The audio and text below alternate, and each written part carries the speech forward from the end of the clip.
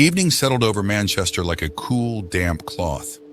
Fireflies blinked on and off in the twilight, weaving a tapestry of light against the darkening sky. Isai, 10-year-old Amelia, pressed my nose against the screen door, peering out at the fireflies and the long, winding driveway that led to our old farmhouse.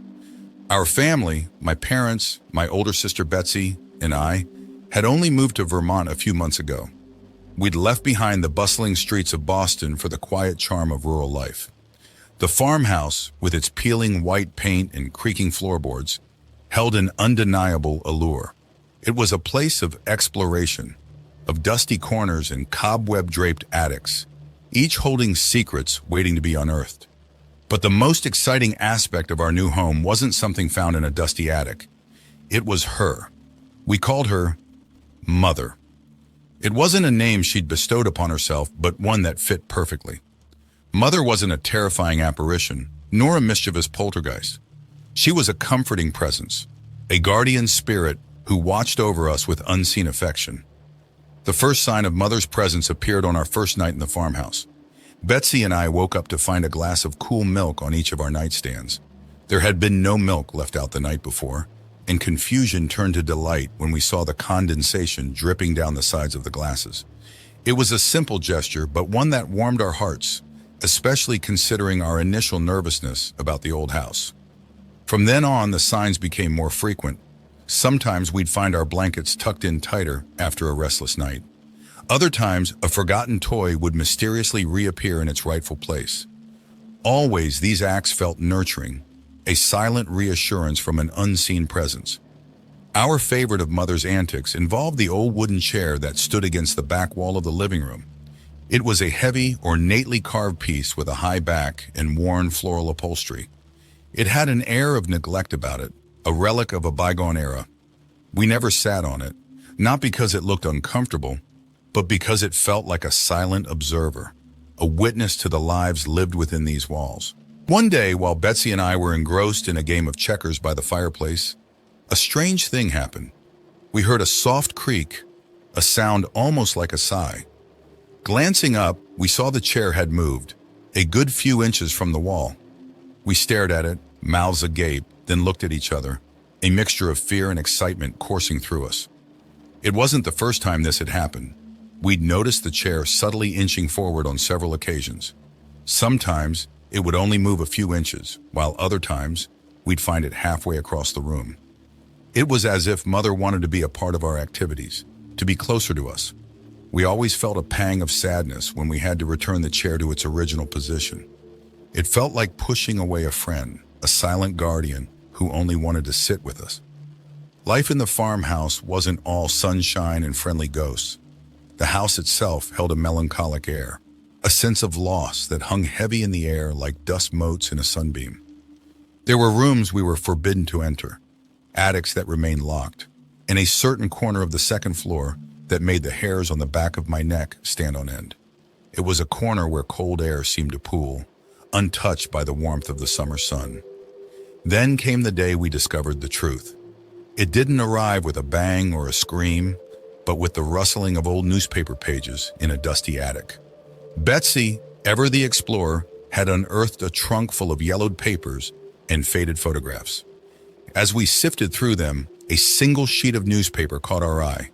The headline screamed, "Local woman found dead in apparent suicide." The date was from several decades past, the year the farmhouse had been built.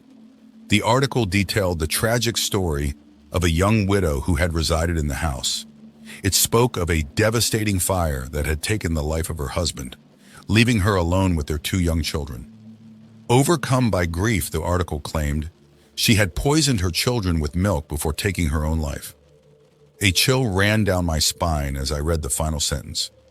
The woman was found hanging from a beam in the living room, a single overturned chair lying beneath her.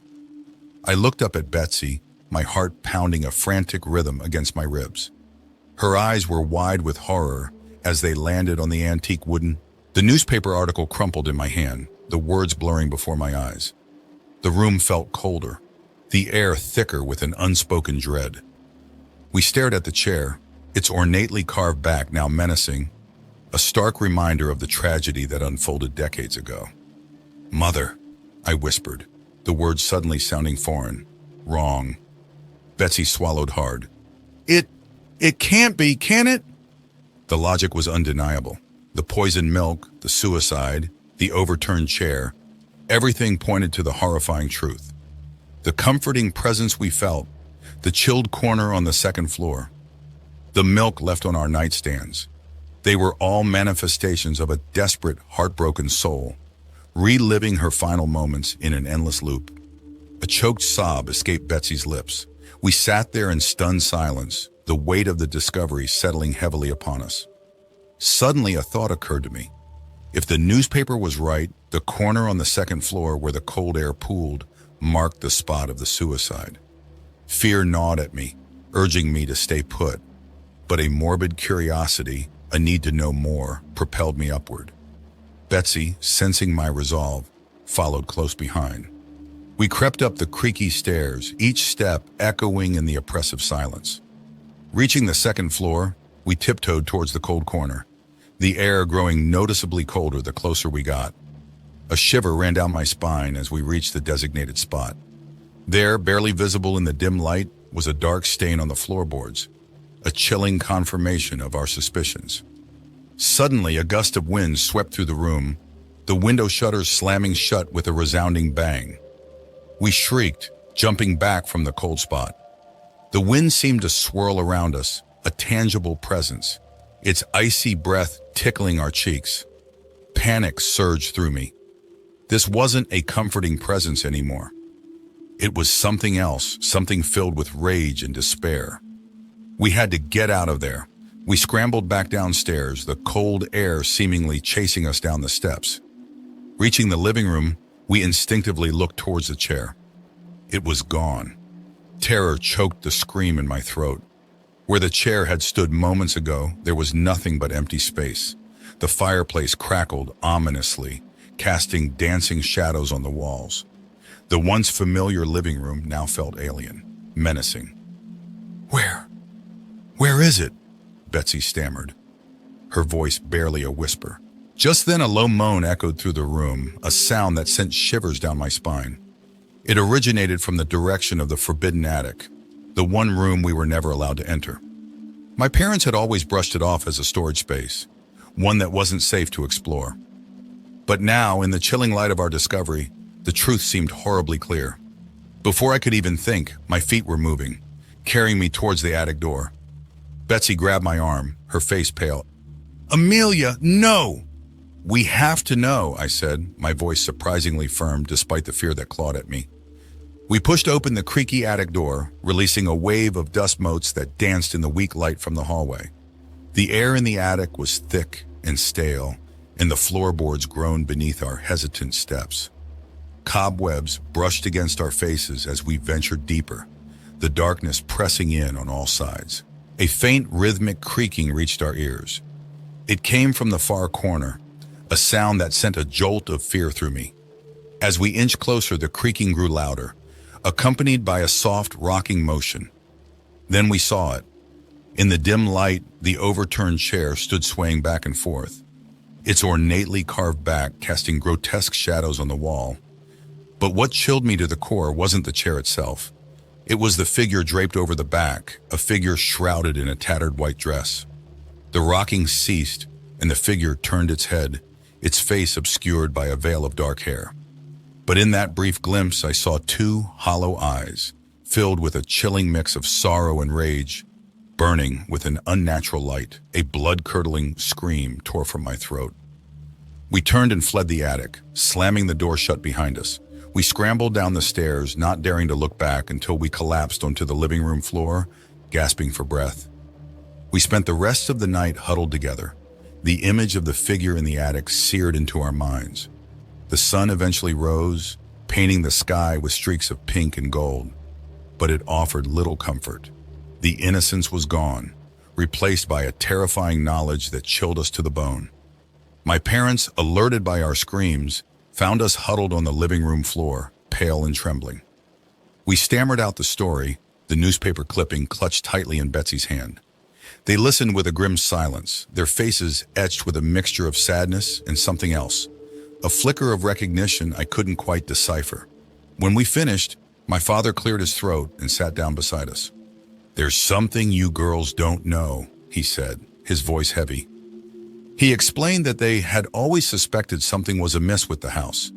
The cold spot, the strange noises, they had noticed them all. He confessed that the attic was indeed a forbidden zone, not because it was unsafe structurally, but because of what it held. My mother, tears glistening in her eyes, added, "We found a trunk in the attic shortly after we moved in. It contained the woman's belongings, along with a diary detailing her descent into despair after the fire. We couldn't bear for you girls to find it." The revelation hit me like a physical blow. All these years, our parents had been living with this dark secret, silently shouldering the burden of knowledge. They had tried to protect us, but inadvertently, they had allowed Mother's presence to flourish, fueled by our innocence and vulnerability. Days turned into weeks, the weight of the discovery hanging heavy in the air. We couldn't stay in the house anymore. Not with the chilling reminder of the tragedy lurking in the attic, and the knowledge that the spirit we once called Mother was anything but comforting. The day we moved out was bittersweet.